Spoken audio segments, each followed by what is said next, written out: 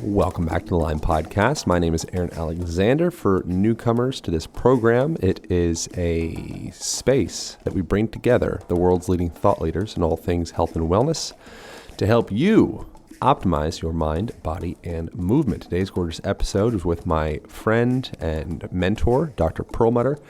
He is multiple-time New York Times best-selling author. He has a new book out called Brainwash that he co-wrote with his son, Austin Perlmutter. And this conversation was really great. It was quite heartfelt. He shares some quite emotional moments, very vulnerable moments that I'm pretty confident he hasn't shared in other podcasts. So I greatly appreciate his vulnerability in this episode. I so greatly appreciate being able to experience heartfelt moments with people that I consider to be mentors and like heroes in the world. So it's a really great thing. We also get into the way that technology is forming our minds, our brains, our thoughts, our feelings, and how we can start to take control of some of that stuff. Hope you love this conversation. I wanted to thank y'all for grabbing the Align Method book. It is my first son or daughter, my child birthed into the world, and is presently on discount on Amazon. So it's like, I'm actually looking at it, it's like $18.39 or some obscure number like that. And people have been loving this stuff. I got a review. I so greatly appreciate you guys leaving reviews for that. This comes from DJ Naughty, buy hard copy, exclamation point, he says. Only $18. This book is, oh, wait, disappeared. Hold on, here we go. This book has changed my life, exclamation point. It is written with a clever wit and a heartfelt professionalism that is unparalleled. Thank you so much for that, DJ Naughty. So yeah, people have been loving the book, and I'm so greatly appreciative of that because it's like, I like bore my heart in it, I would say. And it's everything that I've gathered over the last 16 years of professionally working with clients and myself, and this podcast and everything. It's all encapsulated into that thing. So if you appreciate this podcast, you will appreciate that book. So you can grab it, The Align Method, on Amazon or bookstores or whatever. Thanks for checking out the website, alignpodcast.com, starting the 5-day movement challenge. If you're feeling it, eventually that leads into the online program and going deeper into all things functionality of movement and self-care and how to integrate more effective movement into your life, what that means and why that matters.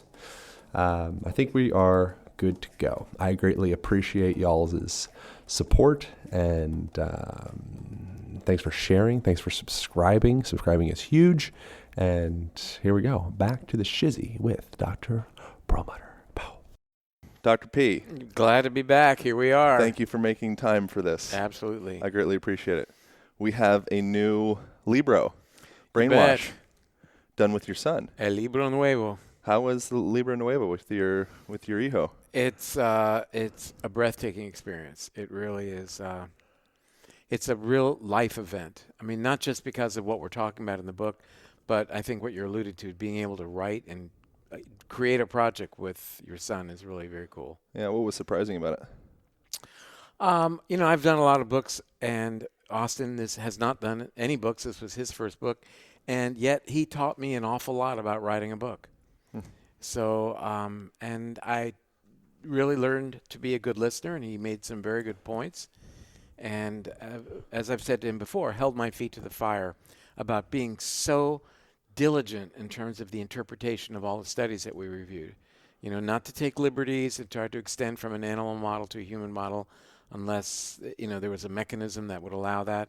So it was really very good. And the book is an outgrowth of conversations that we had about our frustration in learning as much material as we can, then trying to impart that information to patients, and then step 3 gets dropped. They don't implement. They don't make the change. They don't make the choices. So, as a physician, you get to a point where you start to accuse patients it's their fault. Why didn't you change your diet like we talked about? And you start to blame, whether you do that actively or at least you're thinking about it.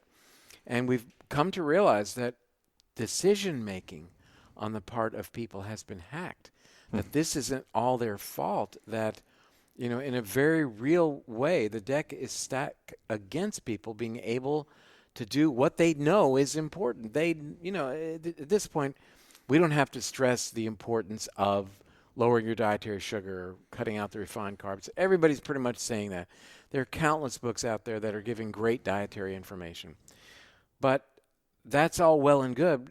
But if the books are on your shelf and you're not doing what they say, then you're disappointed. Then you're down on yourself, and you're just further and further in the rabbit hole. So what's leading to this, what we call disconnection syndrome, where people are disconnected from that part of the brain that helps them make good decisions? In a word, it would be inflammation. The same inflammation that we target for heart disease, diabetes, cancer, Alzheimer's. This is the same inflammation that is, pervasive in the modern world, that's disconnecting us from the good decision-making part of the brain, the prefrontal cortex, and locking us in to a more primitive part of the brain called the amygdala, that's very short-sighted, very narcissistic, and doesn't think of the future, the big picture.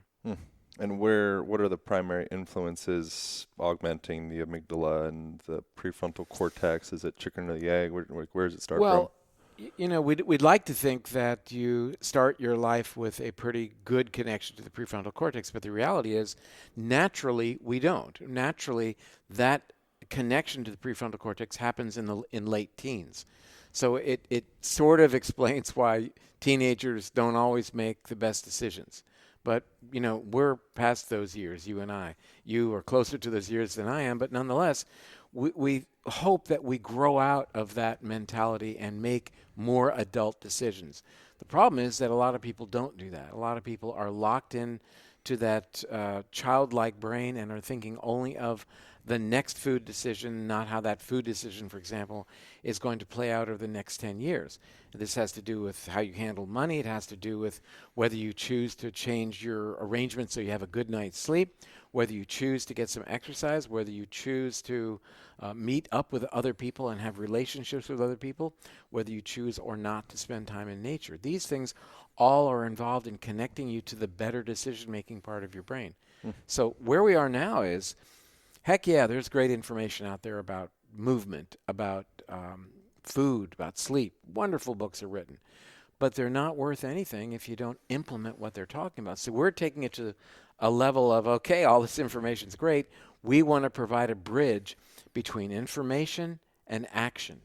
And we do so by first calling out how your ability to make good decisions has been hacked. We talked about how food hacks into that by increasing inflammation. But this doesn't sound like a conspiracy theory, but we know that what our digital experiences are like these days are actively trying to subterfuge our attention, to take us away from why we're online, for example, with pop-up ads, with clickbait, with repeated YouTube videos, one after another, that sort of is right in line with what you looked at last time or what you might have looked at a week ago, targeting you, but yet selling your eyeballs to the highest bidder. So your attention is sold to the highest bidder, and that locks you into making quick decisions, to buy stuff you don't need, eat foods that you shouldn't eat.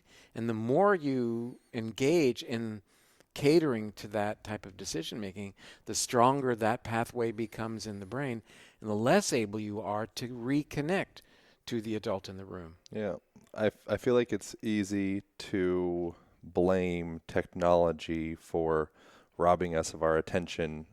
But then at the same time, I feel like technology, in large part, cell phones and all that stuff, is a symptom of something deeper, which I think humanity craves connection, and we crave purpose, Without and we crave question. nature, and we crave all of these things. You take that away, all of a sudden, the blue lit LED screen, it becomes a lot more sparkly. Well, it's a very interesting lead in there, because in a very real sense, much of what's going on with us is hacking into these important desires that we have as humans. As an example, we all have a sweet tooth. I don't care how paleo or keto you are. Everybody would eat sweets, right? We choose not to, but having a sweet tooth is a powerful mechanism whereby we survived. It's a survival mechanism.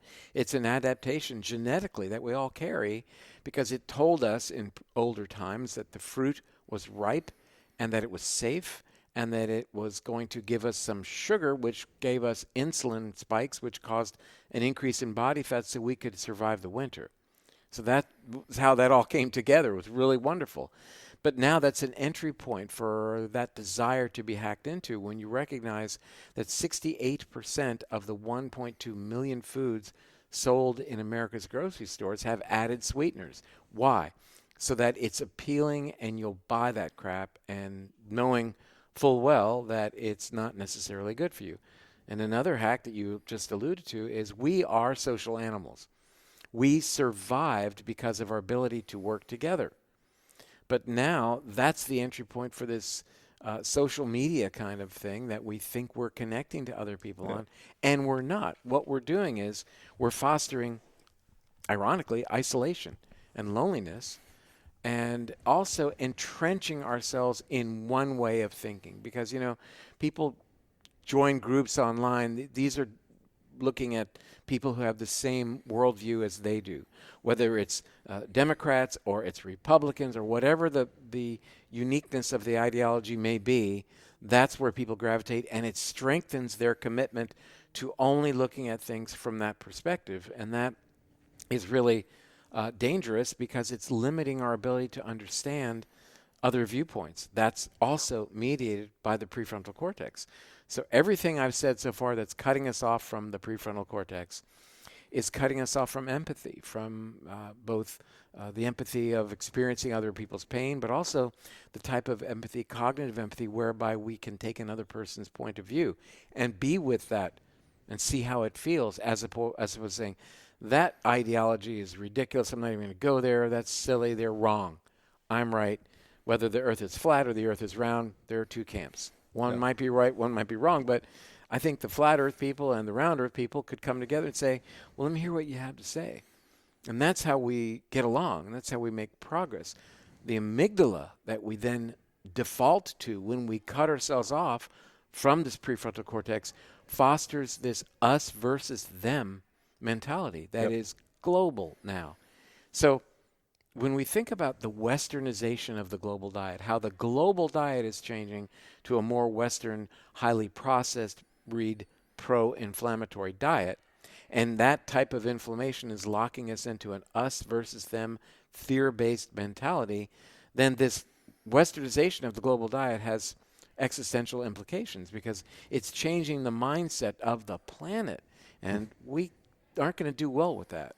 Can you go a little bit more into the way that our diet augments our mindset and our thought patterns? What a concept, isn't it? Well, a diet that favors inflammation, a diet that's devoid of dietary fiber, that incorporates omega-6 fats that are pro-inflammatory, that has higher levels of sugar that glycate our proteins and increase inflammation, that changes our gut bacteria and therefore leads to increased leakiness of the gut. These are all entry points for amping up inflammation. And inflammation itself does a lot of things in the brain that aren't necessarily good. It has an important role to play in reducing the amount of available serotonin that affects our moods. It also challenges this connection to the prefrontal cortex. So higher levels of inflammation tend to push us to more amygdala-based behavior. And what does that mean? It means worse food decisions, right? And what does that do? Amps up inflammation. That's a vicious cycle. And what else happens? Well, we gain weight. What happens when we gain weight? We don't sleep as well. Higher body fat translates to less quality sleep. Less quality sleep leads to greater impulsivity, poor food decisions, greater weight gain. Another vicious cycle. Yep. So, it's important that people really first understand that it's not all their fault. People blame themselves. Other people blame them for, well, why don't you just, why don't you just adopt this or that diet? Because I read a book that says it's really great, and I have a friend who lost 30 pounds. And then they try and they fail because they can't stick with it because they haven't worked on their decision-making part yet.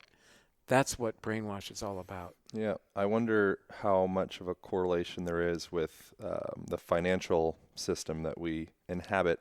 And for example, close to half of Americans, from what I've read, can't afford a surprise $400 bill. And so living paycheck to paycheck would lead to a person being somewhat stuck in a fight, flight, impulsive type behavior mindset. Without a doubt. And in fact, as I alluded to earlier, we're talking about decision making across the board, not just for the areas that we tend to be interested in that relate to health, healthy lifestyle and longevity, but decisions as it relates to short-term trading versus long-term investment, decisions as to how might my actions today affect you, how might my actions affect my future self, how might they affect the planet around us.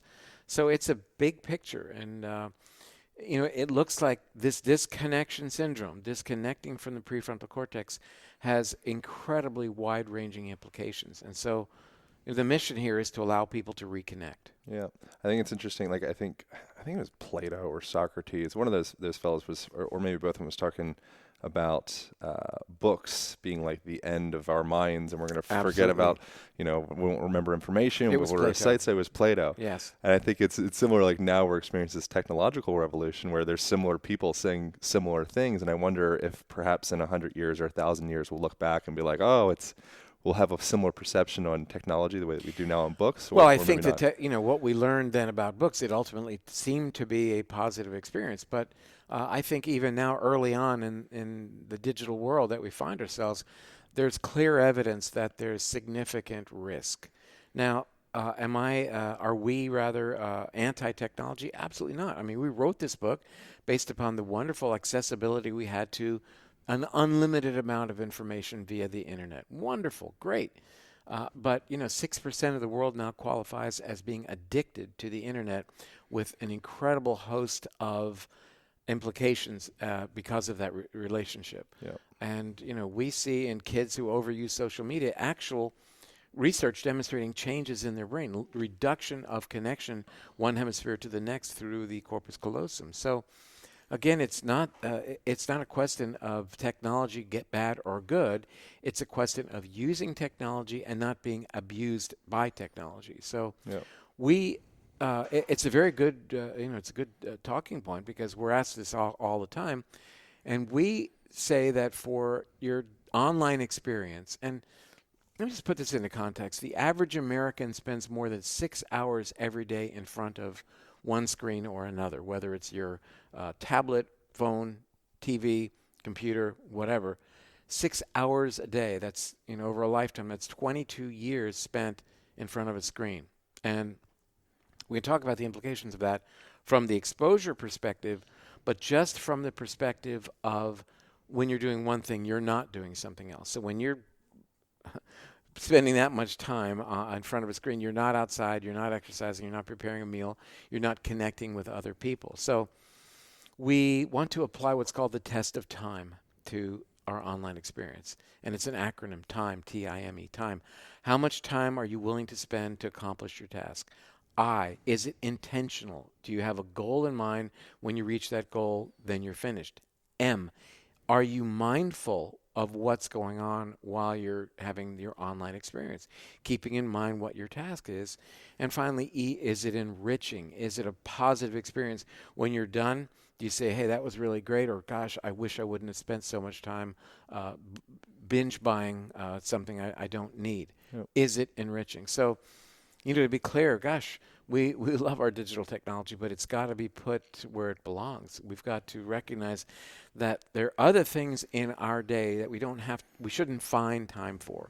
We shouldn't find time for exercise. We should make time for exercise. We shouldn't find time for meditation. We should make the time, which means in our list of priorities, these guys got to move up, and our online time of surfing and reading about what's going on in Hollywood or whatever that distracts us needs to be ratcheted down, because it's not enriching. It's not doing us any good. Yeah, and then it's interesting to think how many influencers or people that we model their behavior because they're famous on the internet, how often they're actually kind of stuck in that quicksand of their addiction to their cell phone and to technology. So the people that we end up idolizing oftentimes are addicts, but just of an addiction that we culturally accept.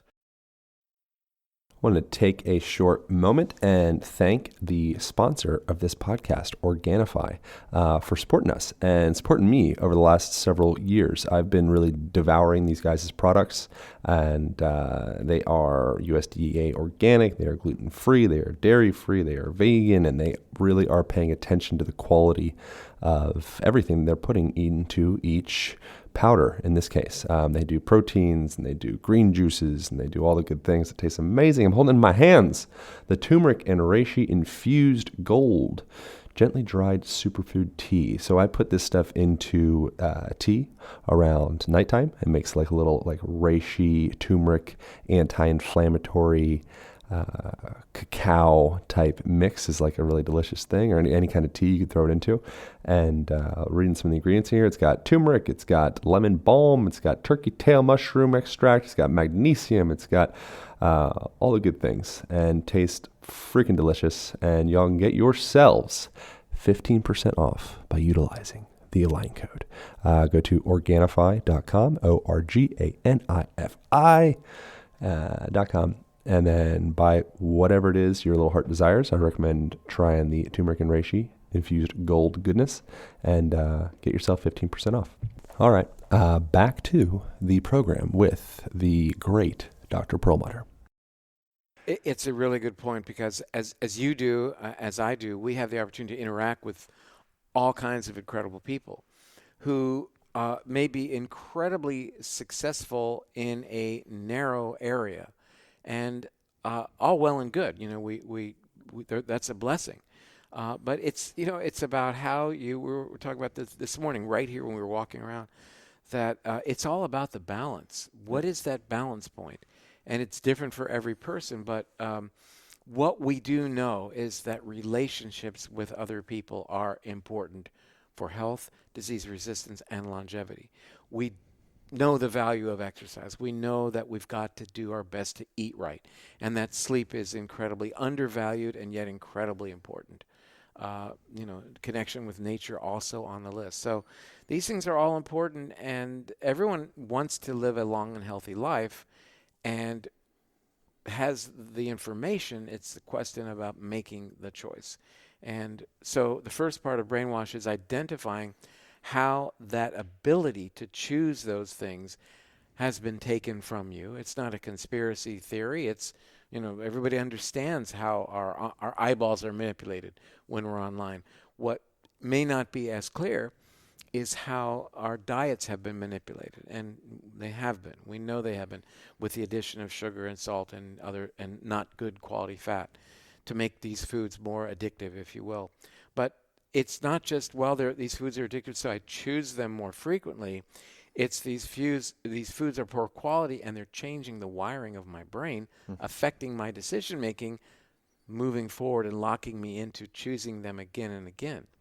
That's the manipulation that we want to call out. We did call it out, but we want to end in the sunshine where we're saying, yeah, that stuff's happening, but here's the bright part of the story, is that you can relatively easily regain your connection to this incredible gift, the prefrontal cortex, and make really good decisions moving forward that will have the outcomes that you so desire, that you so crave. Whether it's gaining weight, losing weight, making more money, feeling more energetic, whatever it may be, all of those things are going to, ultimately manifest when you ultimately can make better decisions. And, there's no paucity of information out there about what is good for us. It's, the paucity comes to us in the realm of deciding to implement this information. Yeah, sometimes while driving, I'll notice almost like my hand, like a ghost, like reaching down to the cell phone to check notifications or texts or emails or whatever. And I wonder if that is something that's novel to this generation, or if before my time, and I'm asking you because you actually have been there, was there something else that was pulling our attention before cell phones and technology? Oh, in the car especially, because in my day, we had only horse and buggy. Right. I remember when that thing came along, and then the dial phone was really something. I heard horse pooping, it's terrible. Yeah, but I know we connected to the horse microbiome on it. Oh, right, but, good. No, there used to be great conversations in the car, and The other thing that we didn't have, we had maps. We had paper maps to get from one place to another. Yeah. And I submit that while Waze is great, it was a good exercise for our brains to try to figure out where in the heck we were and how to get there. But that's another discussion. I welcome that technology. I think that's awesome. I think people's lives are saved by not looking at maps and having somebody tell you how to get somewhere. And certainly the environment is helped because people are driving around less to find a place. So there's a lot less fuel burn, I would think. But you're right. I mean, just walk out on the street and everybody's looking down and not looking at each other. What we're doing right now is seemingly more and more rare. We're communicating by looking into each other's eyes, looking at the nuances of facial expression. We are sharing microbes across our breath right now. So it's a very enriching experience that doesn't happen on digital media. That said, how cool it is that you can FaceTime somebody in another country at any time. It's breathtaking that you can do that. But I think we've got to prioritize this type of relationship, prioritize time for those things that allow us to be better decision makers. Yeah, it seems like that extra spaciousness that we created, that new bandwidth from having, a British voice tell us where to turn, all of a sudden we have this new bandwidth that can go in some direction, and where I think it's gone to the delight of advertisers is our attention has become a commodity. And so it feels like there's kind of a split in the road where like we could use all this extra attention to do amazing things. But you pay for it. Yeah. You have to pay for it. And, people say, well, it's free. There's no free ride. Yeah. You can be certain that, your history is tracked day in. I'm telling people things they already know, right? Yeah. And lo and behold, there's things that pop up on whatever device you might be using that you are strangely interested in. Now, how did that happen? So there is incredible value to others for your attention, and the interest is not in your health and your betterment, but in others, the interest of others. Yeah. What do you foresee in the next 20 years with technology and our health and our attention and the state of the human organism? Aaron, I would say that there are many positives that we are looking at just now in development that I think that are in that realm of technology. I think wearable devices are going to become far more deregulated and available to us to monitor. We now see you can buy a really incredible heart monitor without a doctor's prescription that uploads to your smartphone. That's great information. We should have access to that information. We should have access to our blood sugar levels and our ketone levels whenever we want. We should, of course. So I think we're going to see a major expansion in the amount of information available to non-medical people. And I think that's going to be a net positive. Why would it not be? I mean, the argument against it was, well, people are going to become neurotic about X, Y, and Z. Well, they ought to be a little bit more, I wouldn't say neurotic, but at least paying attention to these extremely important measurable parameters, like sleep, for example. Now you can wear an Oura Ring and know what is the quality of the sleep that you got last night. Why do I mention that? Because that's really important. That's one of the most underrated lifestyle events that we've ever understood. Again, you spend 8 hours a day, or should spend 7 to 8 hours a day sleeping. You don't spend anywhere near that length of time eating or exercising. So really very, very important. So I think what happens moving forward is we learn more and more about ourselves, and that's the upside. Now, as far as implantable devices for that in that realm, I'm all in. But that we're seeing a push for more implantable or quasi-implantable technology in wearables, in glasses, and I think that that could be a little bit distracting and keeping us more and more away from interpersonal connection. So I'm not as pumped up about that. Yeah, I wonder, are there any trends or fads that you see in the modern, health era, health sphere that you feel like will pass? Like, I feel like you've seen all the different yo-yo effects of, like, now it's, with keto, and then it's, carnivore is cool, and then maybe fruitarian for a little while, and then it's like, oh, you got to do Atkins, and it's, if you're in the system for, more than maybe 6 years, you see like, oh wow, that came and then it went and that. Yeah, it's. I can assure you, I'm asked that question quite a lot these days, and because I lived through Atkins and and subsequently South Beach, at a time when, the great consensus was buying into the fact that fat is going to kill you, and this was just somebody telling you the Earth was flat, and it was very difficult to get your arms around. And what happened thereafter is we began to recognize two important things. First, that our ancestors' diets were probably a lot better, A, and B, had more fat. And then we also started to see the actual research when the Journal of the American Medical Association published the A to Z trial, which was looking at the Atkins, comparing that to the Ornish, that was the O, the Z was the zone diet, various diets. Atkins won out across almost every parameter, a measurable parameter, like lipid profiles, blood sugar profiles, and even in terms of weight loss. That staring you in the face still may not have been enough. And it took me a while to recognize the value of fat. In those days, I was pretty much digging my feet in on a lower fat diet, thinking, that that's what was demonstrated was effective for certain brain disorders. But every fill in the blank, week, month, whatever, is a new trend, fad, you name it. I mean, keto really gained a foothold. Why? Two reasons. We saw what it did for insulin sensitivity, A, and B, there was this notion that it was somewhat in line with what our ancestors must have been eating, so therefore it kind of spoke to our genome in a positive way. Well, that obviously segues to paleo, which is predicated on that whole notion of amplifying gene expression from our Paleolithic genome, which is a very good foundation, I believe. These days, what's trending, at least in terms of percentage increase, seems to be getting back to eating a lot more meat. Now, that may prove to be a salubrious sort of approach to health. My sense is it won't be, because what we see is, meat is devoid of dietary fiber by definition. It does not contain dietary fiber. And I, for one, recognize that that is one of the most important components of the diet.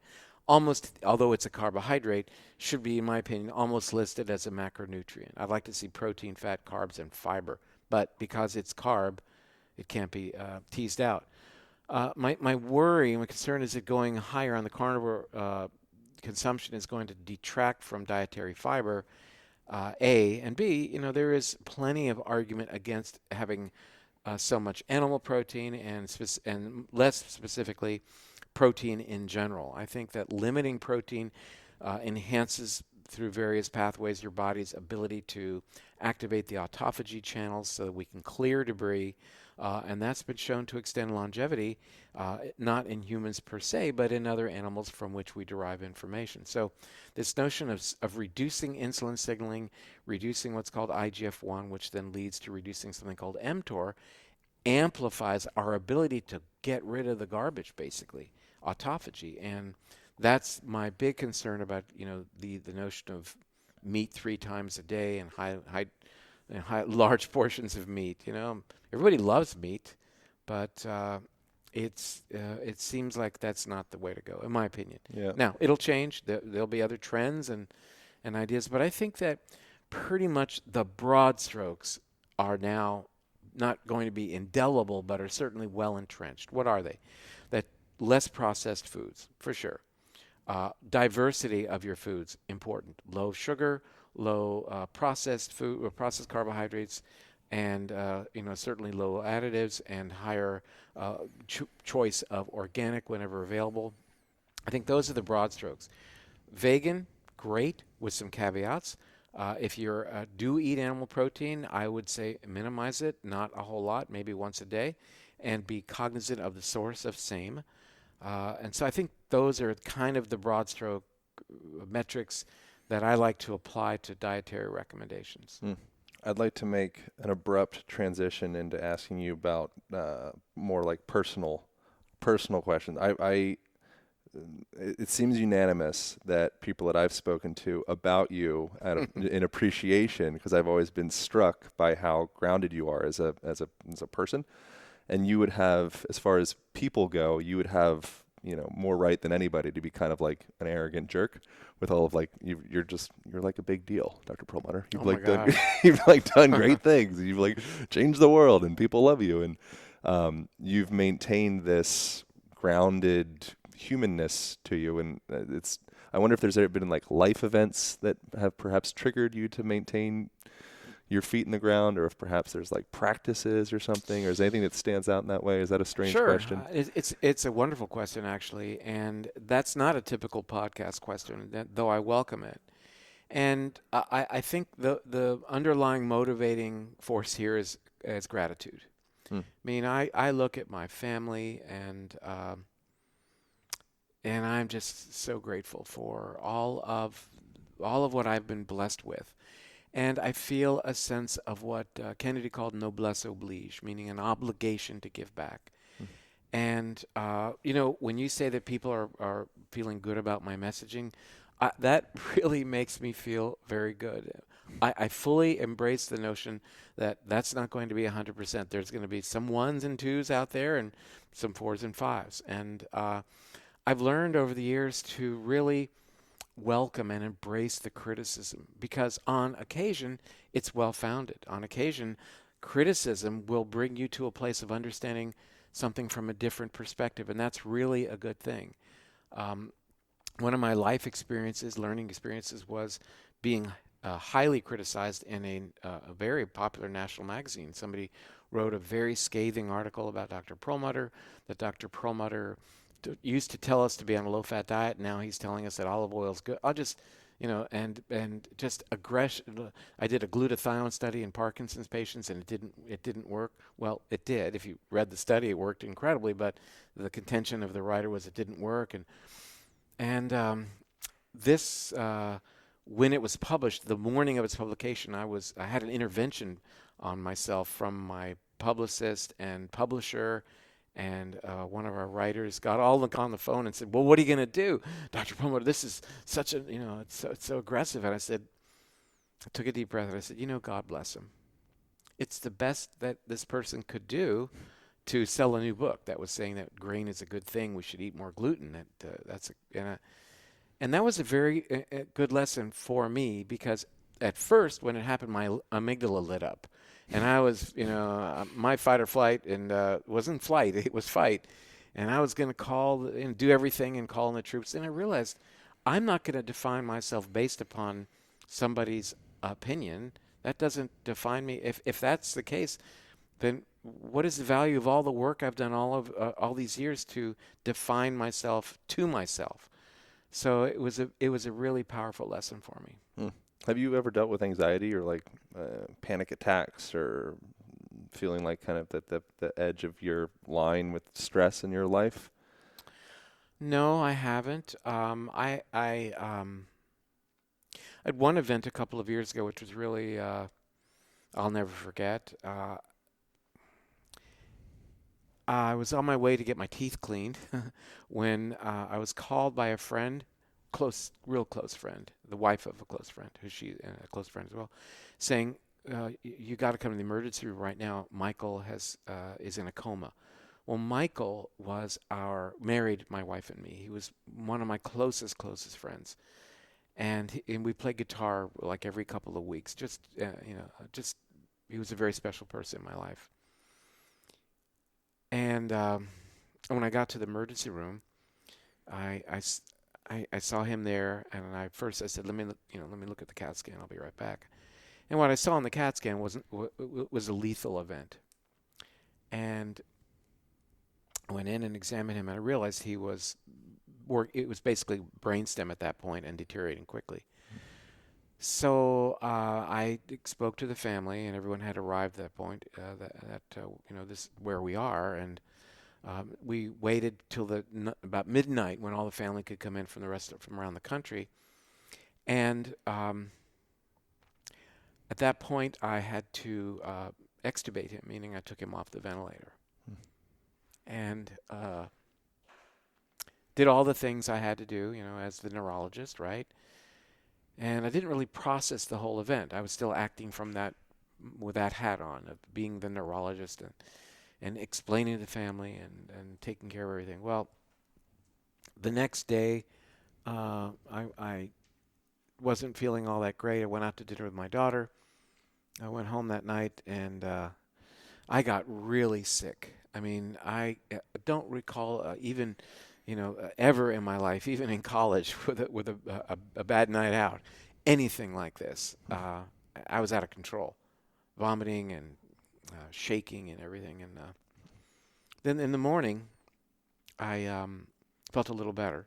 And Mike's wife phoned and said, "Do you have any photos or video you can give us? We're going to do a ceremony, a memorial for Mike." And so I went through some of our stuff. We had some video of us playing in a concert, and I looked at that in the kitchen on the computer, and then I suddenly didn't feel well again, and went onto the couch.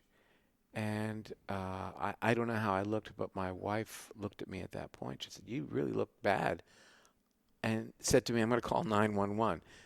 You never say that to me. I don't care what. You're not calling 911. And I said to her, no, she said, "I'm going to take you to the hospital." And I said, I'm not going, I would never go to the hospital. That's not, because I worked at the hospital, right? I'm going to show up. So I said to her, "You're not going to call the hospital." She said, "Oh, you're just being stubborn." And I said, "You need to call an ambulance, because I'm not going to make it to the hospital. And I'm not one for drama." So the ambulance shows up. I've got a heart rate of 180 and florid atrial fibrillation. And I was was messed up. I was a sick puppy. And the EMS man said, "Oh, you're just having an anxiety attack." When he first arrived, he said, "You're having an anxiety attack." That's why I'm responding to your question. And I thought, well, maybe I am. Gosh, he said, "Anything new happened? Anything, stressful?" I said, "Oh, I lost my best friend." And he said, "Oh, this is anxiety attack. Tell you what, calm down, take a deep breath." And I said, "Okay, all right." And I said, "I don't mean to manage the situation here, but could you pop a couple of EKG leads on me because something ain't right?" He said, "Yeah, but you do have tachycardia because you're anxious." He put the leads on me, and sure enough, it wasn't just fast heart rate, but I was all over the place. So next thing you know, they said, "Well, just get up. We'll walk you over here to the wheelchair, and we'll wheel you out to the ambulance." And I couldn't make it 20 feet. I couldn't walk. I had that little strength. So eventually I'm in the wheelchair. I'm in the ambulance, go to the hospital, and they're trying to break me of this atrial fibrillation, and couldn't. So I guess they were starting to warm up the paddles, for the heart, as it were. And they were going to do that the next morning, but they got the IV wide open with this medication, diltiazem, that they're giving me to get me out of AFib. And I said to the nurse, now it's late at night, and I said, I don't mean to micromanage, but go easy with this medication because it's lowering my blood pressure and my heart rate. And I normally run when my normally my heart rate is really low anyway because I'm a runner.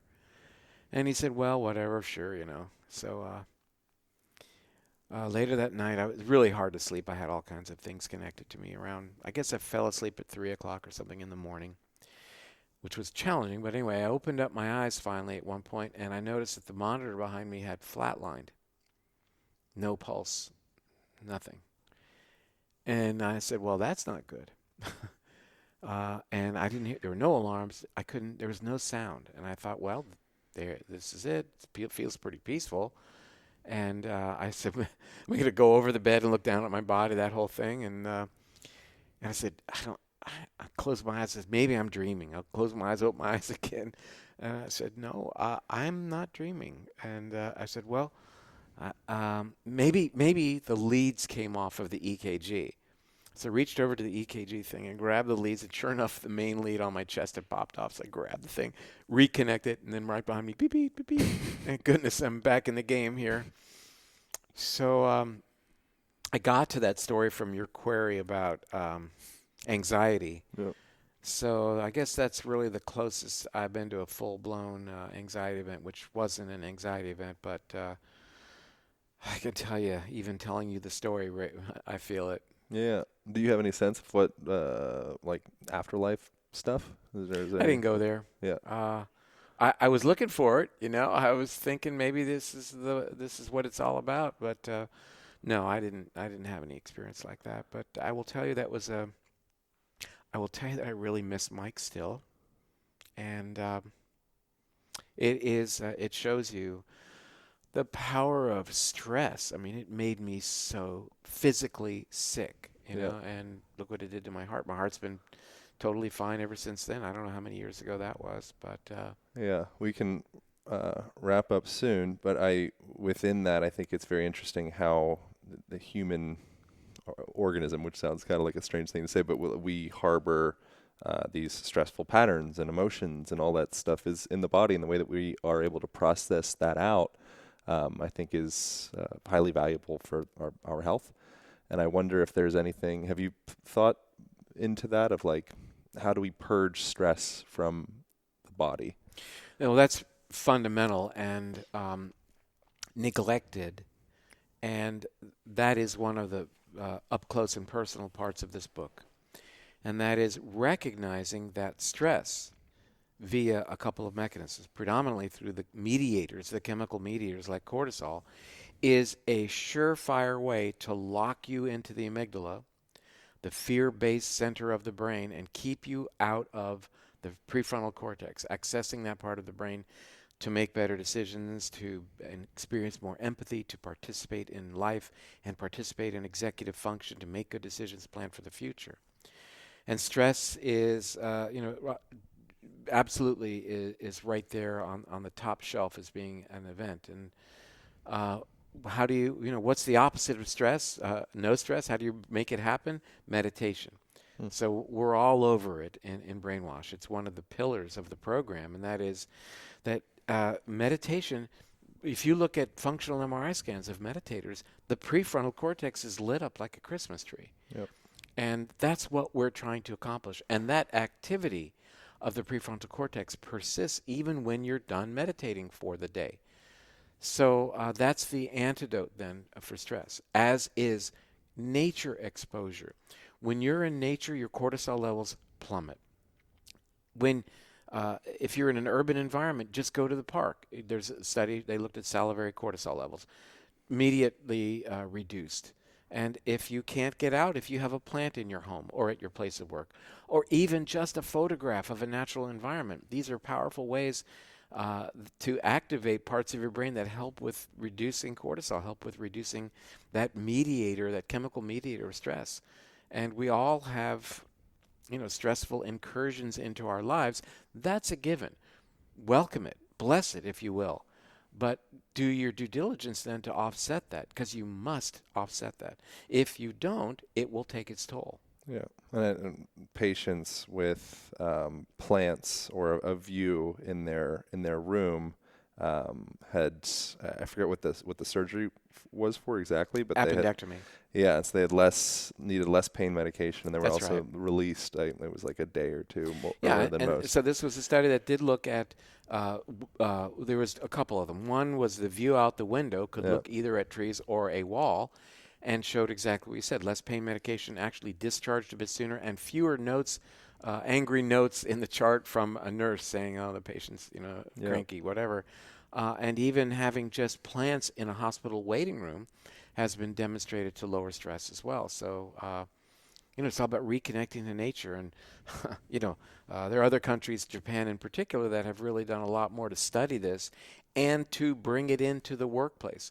But we're seeing that trend, I think. We're seeing more and more natural environments in work environments to ultimately, I guess, focused on increased productivity, because higher levels of stress ultimately lead to lower productivity. Yeah. We have, looked at the incredible way that sleep is involved in this paradigm as well, as it relates to decision making.